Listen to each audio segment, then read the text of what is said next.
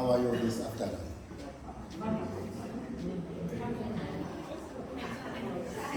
Don't hear me? Okay.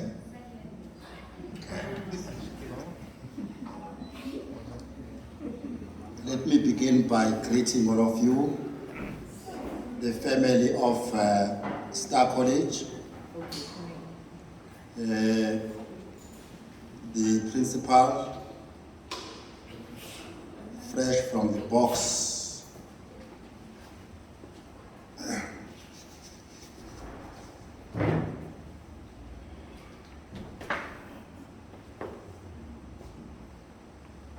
the school management team, all deputy principals, I think there are 3.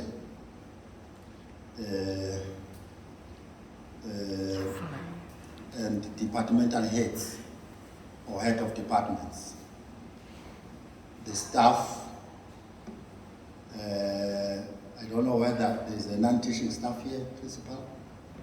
Only the staff, yes. I'm not going to bore you with many things. I thought that I would be presenting this as part of the program. When I arrived here, I was told that you are the only one that is going to talk. That is not a problem. When getting an invitation, I was not told what topic to deal with or what title should I render or present. But His Almighty revealed to me that I must engage with you on professional ethics.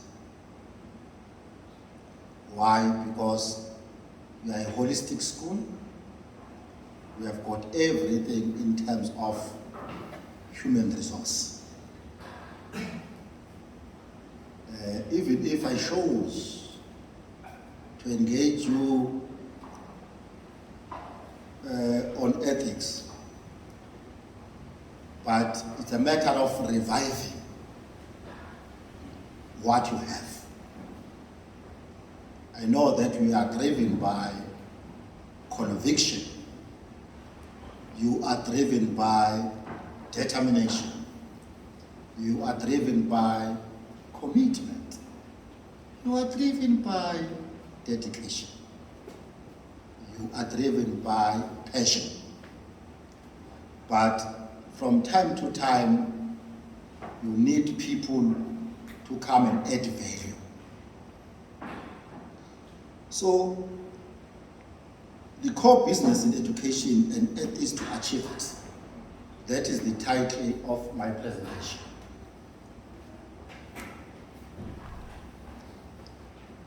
I crafted my presentation based to the following legislative mandates or prescripts. I will not mention all of them.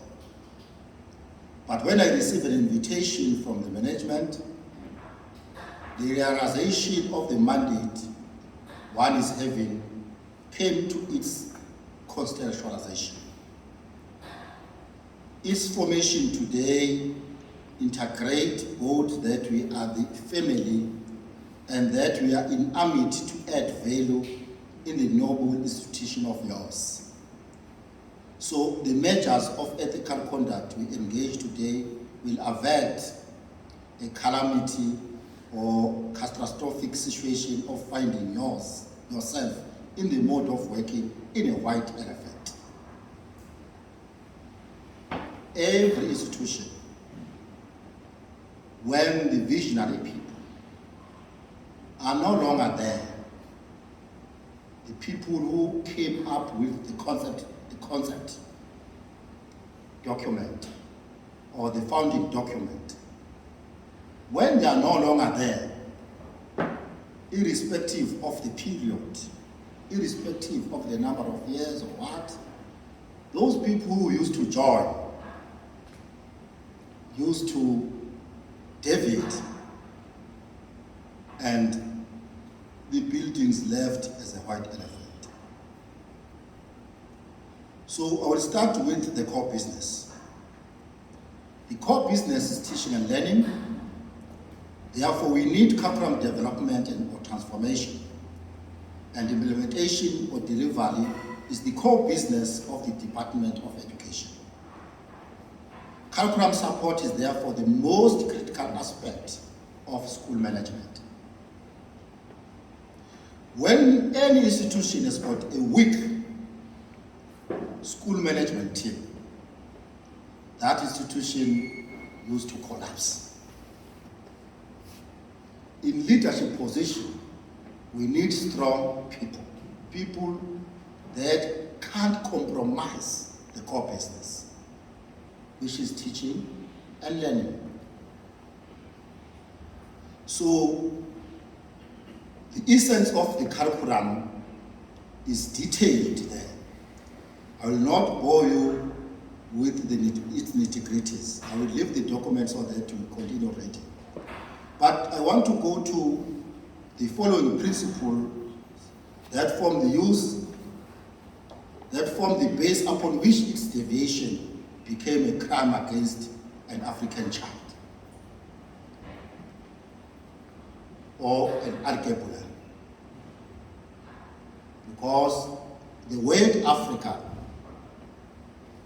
is not our original word, Africans. We remember that we are all Africans. You might be in Europe, you might be in America, you might be in Turkey, you might be in South Korea, North Korea, you might be anywhere in the world, but you are an African.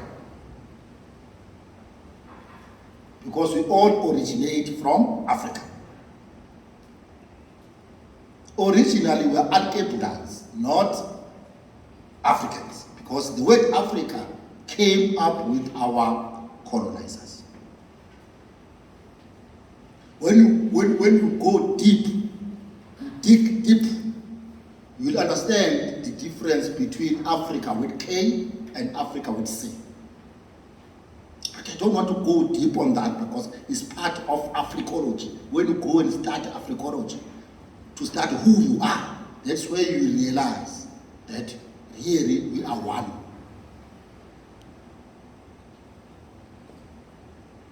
But when the commander-in-chief sent by God or Allah during the formation, during the creation of the first person, they went and collect soil from different areas. But I don't want to go down to that. It will be a topic of another day. So, human rights, inclusivity, and social justice. That's what curriculum seeks to advance. High knowledge and high skills. Socio-economic transformation. Digital education and advancement. Integration and applied competence. Ubuntu. Credibility, quality, and efficiency. That are the principles that are underpinned by the curriculum globally that we seek to achieve.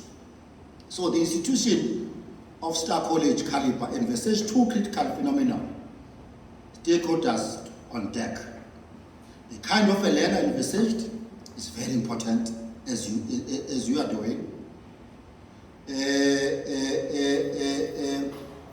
But who is responsible for what?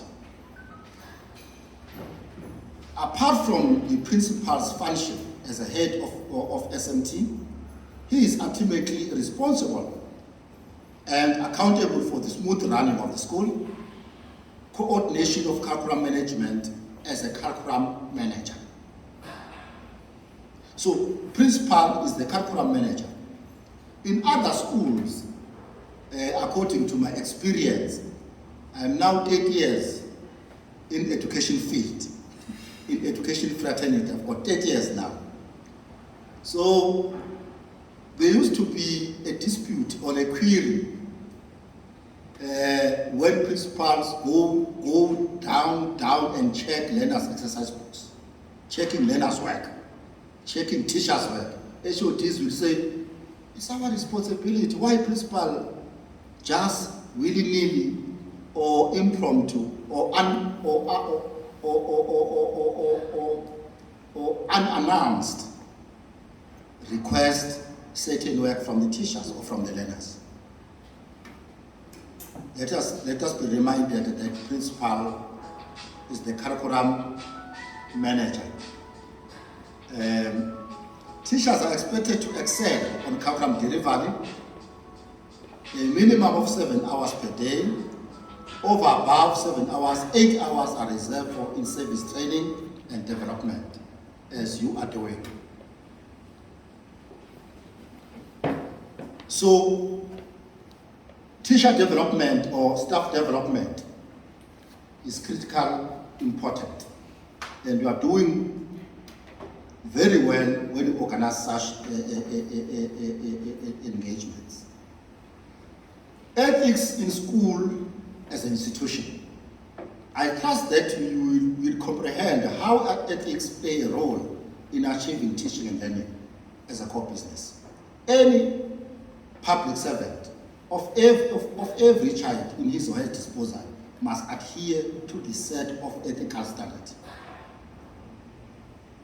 My ultimate objective or the goal today is to push a very clear purpose purported to promote proficient ethical behavior to achieve what I started with in introduction and background. Please lend me your ear and eyesight. At all costs, we must prevent unethical conduct, such as lazy to teach, lazy to comply. You can be a hard worker in the class, teaching an African child like never before, but only to find that we are lazy to comply. Compliance is very important.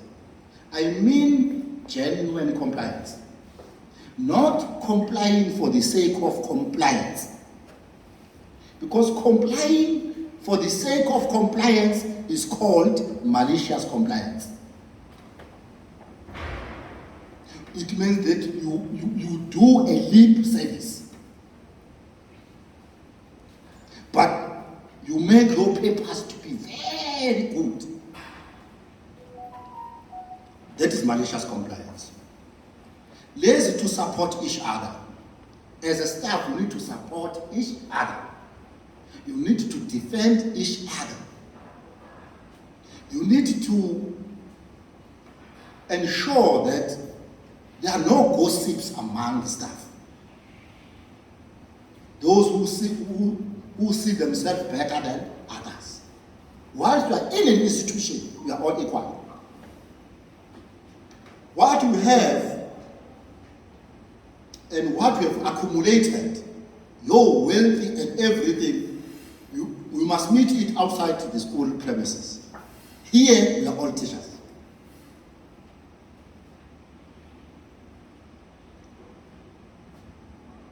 Refuse to be tolerant. You must be tolerant when you are an educator. You can't be a scholar. You can't be a lifelong learner. You can't be a researcher if you're not humbled and tolerant. If you doubt me on that, go and learn. We will see learning humbling you. Because the more you learn, is the more you become educated. the more you become educated, is the more you get closer in the proximity of knowing that you know nothing. Once you realize that you know nothing, then you are educated. But if you still claim that I know I'm this and this, no, we are not educated. Go and learn. Learning itself will humble you.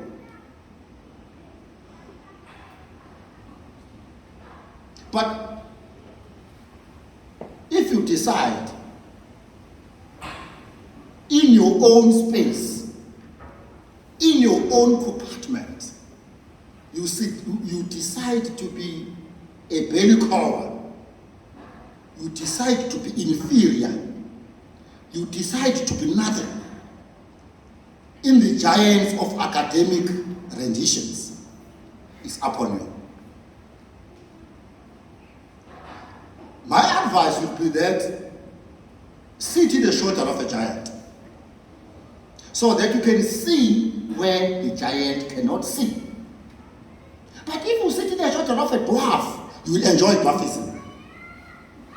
You will enjoy dwarfism and will become a very good defensive dwarf. You can even fight and want to kill people because you are dwarf.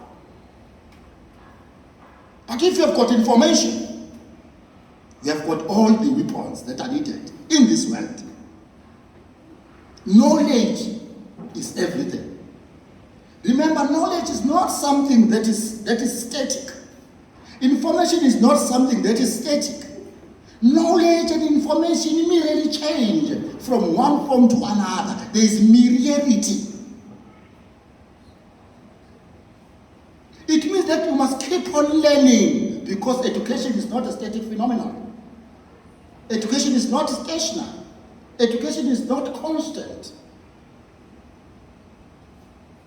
Each and every day comes up with new things that you are supposed to learn.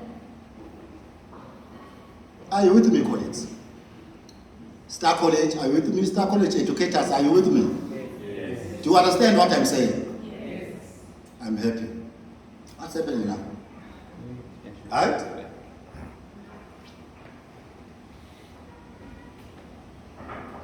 Poor personal attributes. I've already mentioned some of those personal attributes. Something that you cannot learn from the university.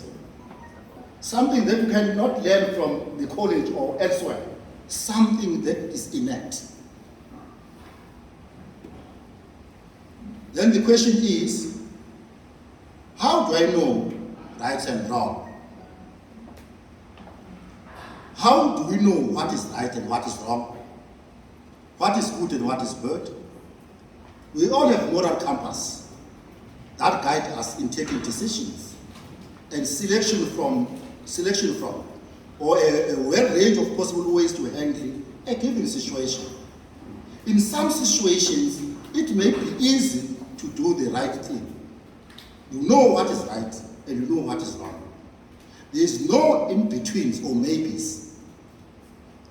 This is because laws and policies are there to guide your thinking. What it means? It means that when you are a teacher, you must read all the policies that guides a professional or a great teacher. In education, we have got Educators Employment Act. We have got South African Council of Educators Act that exhibit certain professional ethics that we require to a professional teacher. We have got a South African Schools Act. We have got the Constitution.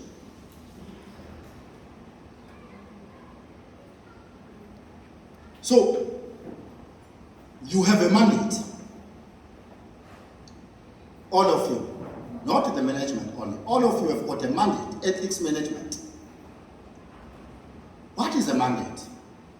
When someone has a mandate, it means that the person is both obliged to and has the authority to do something and can do so legitimately. When we are a teacher, we have got an authority. But authority is not something that you claim from somewhere. Your behavior, your articulation, the way you take care of other people becomes the authority to you. The principal can delegate the task and delegate to you the authority to carry those tasks, but the principal cannot delegate accountability. When you are delegated with a duty, don't take both the authority and the accountability. You go with authority, but not accountability. Because there is only one accounting officer in an institution. When we come from the department, when we come from any sectoral part of the country, coming to the institution, we go straight to the principal for the principal to account. And the principal will not deviate or shift the blame to anyone, because it is his responsibility to be an accounting officer.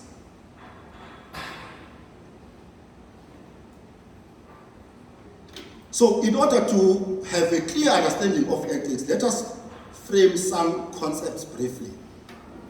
Let us start with values, because the word ethics has got its own combo.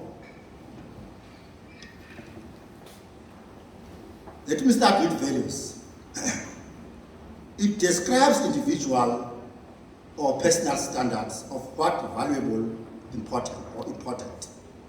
It is our fundamental beliefs about what is desirable, right or wrong. Our values provide a special setting of integrity, respect, and responsibility. Universal ones are those that are unchangeable, such as integrity, honesty, transparency, respect, trust, responsibility, fairness, and accountability. Those are universal ones. Because some of the values are determined as per the background of that human being. Your background determines certain values, but they are universal values. In short,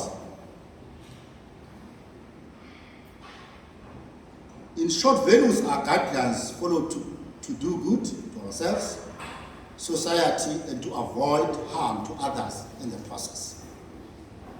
Then norms. Norms are the rules that we apply to a specific situation and are based on our values. Morals. Morals is when people get together as a community. They share certain values that guide them when interacting with one another. As a result, morals describe the goodness or badness, right or wrong of action. Hence, morals are based on what the whole society regards as acceptable behavior. Not that I'm not sure, but I don't want to give an assurance.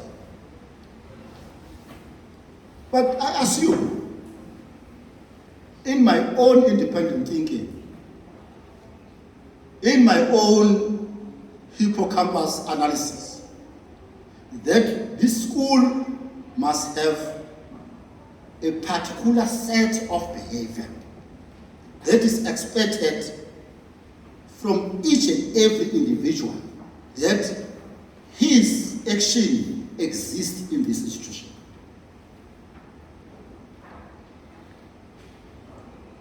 It might be core standards, core values, or the philosophy of the school, or whatsoever. But I know that there are certain set standards for certain behavior in the institution. Then integrity. I think we all know integrity. I've also went through compliance, contextualization of ethics. We all have values, but values differ from person to person. So you know why It's because we are all exposed to different influences. We were raised in different cultures, attended different schools, clubs, churches, but we agree on the broad spectrum of universal values, as I've mentioned, but we may disagree when analyzing general situations, because we use our own values to analyze and judge that situation. Example, children taking an illness, faking an illness so as not to attend school. Some may allow it out of love, but some may not tolerate it, looking at the effect it will have in the future. Some teachers bunk classes when they are supposed to teach and fake illness and sick leave certificates because of such hidden background. It started while that particular teacher was still a child, faking sickness so that the parents will allow him or her not to go to school. Now that person is a teacher. He will still or she will still faking sickness and went to medical doctors to buy sick leave certificates. You go there, you find that person is busy in the town there. He's busy doing something. But to the principal and an HOD, he or she rendered a sick note. Corruption. No, I'm not referring to you, but you see, sometimes teachers, they used to behave like children. You see, it happens. We are in life here. Things are happening. According to the Prevention and Combating of Corrupt Activities Act, it entails gratification, bribe, abuse of power, breach of trust, violation of legal duty, receive unjustifiable results. So, I know that we are not part and parcel of this, but because ethics goes through, cut across all of these things, hence I am mentioning. Irregular conduct, I've already touched some on irregular conduct, but irregular conduct here refers to irregular and misconduct refers to breach of any workplace procedure, protocol, rules, regulations or code of conduct. For example, inadequate vetting of employees, non-compliance with spending public funds, abuse of assets, photocopiing for private gain, undisciplined behavior, such as late coming, absence without prior approval by the head of institution or an accounting officer. You just send an SMS, validate that today I'm not coming to school. Or you use your departmental head because you know that the principal might not approve it. So these are top 8 points. In fact, they define Star College. I will not dwell much on it because I was once deliberated on it while I was invited in Ngogi was in function. And towards the end now, these are the recommendations. Are you ready for recommendations? Eh? Are you ready for recommendations? Yeah. I want to go towards the closure now because it's Friday.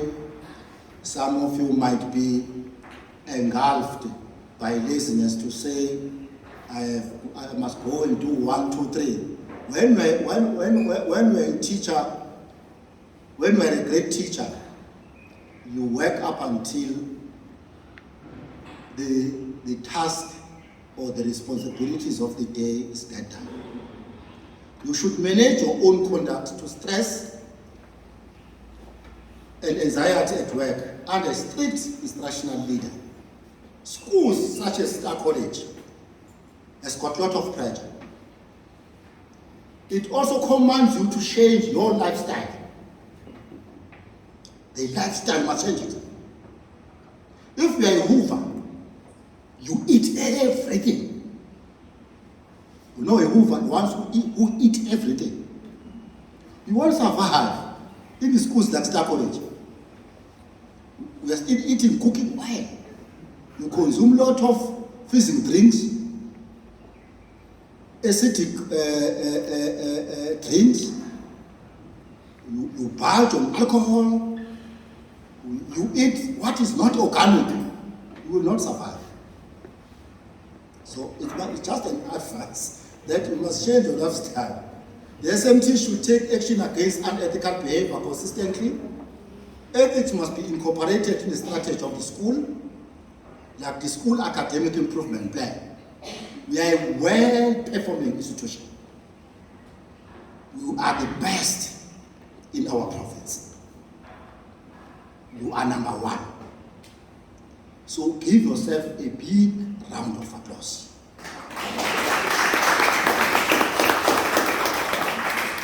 We are very proud of you. Very, very, very proud. But we must be very careful of complacence.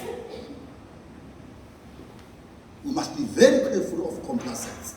Hence, I am saying incorporate ethical standard or ethical conduct in your academic improvement plan, because you will always have a strategy to improve your results.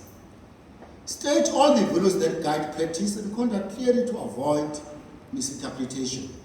All structures within the school should give assurance to ethics management as an important strategy to excel in the curriculum management. I mean teaching and learning, to yield quality results ever.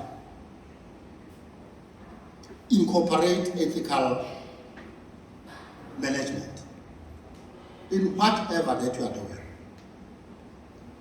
Structures, I don't know the structures you have, but in other schools, we have got structures like it's PLC, not PLD, PLC, Professional Learning Communities. That's where you meet as the staff and discuss professional issues, academic issues. How would I approach a particular subject? How would I present a particular subject? How would I make sure that certain theories of teaching are applied in a proper manner or in an appropriate manner? Sometimes there is a teacher who lacks a particular approach in a particular class.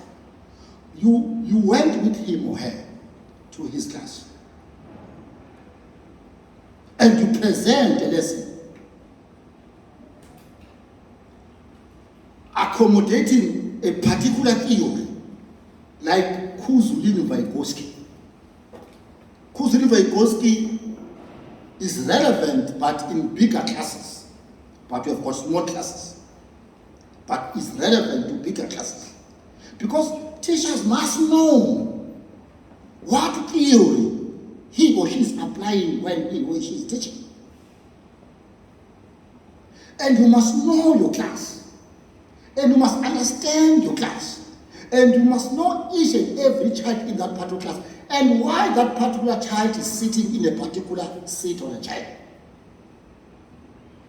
Why so and so, why Trevor Smith is sitting adjacent to Lani Mahaye? What is that what it seeks to achieve? Why, when we call it micro teaching, when you move in the class, what determines your movement? Or you just move, what determines your movement? Why you probe Trevor Smith, but you can't probe Joel Africana? is because we have already understood their IQs. We have already analyzed the taxonomies. Either you are using Bloom's, Solo, or Barre. But you have a clear diagnostic assessment of your class. We have made learners to write a diagnostic assessment. We have analyzed and we have done what we call item analysis. So and so is weak here, so and so is weak here, so and so is good here, is not good here. Health so and so is sitting here.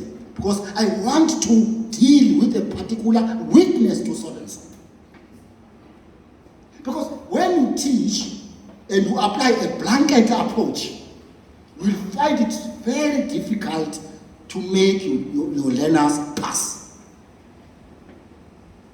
Remember, teaching, apart from working extremely hard, but you need to be smart.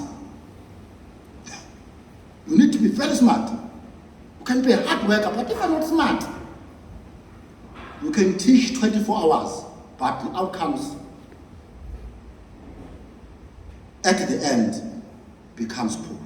You must be very strategic. We have got QLTPs, Quality Learning and Teaching Program, staff development teams, interview committees, SMTs, quality management systems, developmental staff growth, RCL, and so forth. Your modern campus must not, no matter what, harm the institution. Try to manage your moral campus. Try to manage your values. Try to manage yourself. Good governance, management, administration, it must need insight. Is the core that requires clarity on the reporting channels. So please advance it professionally. Conclusion, it is hoped that my invitation here today to present this piece will strengthen a strong ethical culture you are known with and able to maintain high level of professionalism.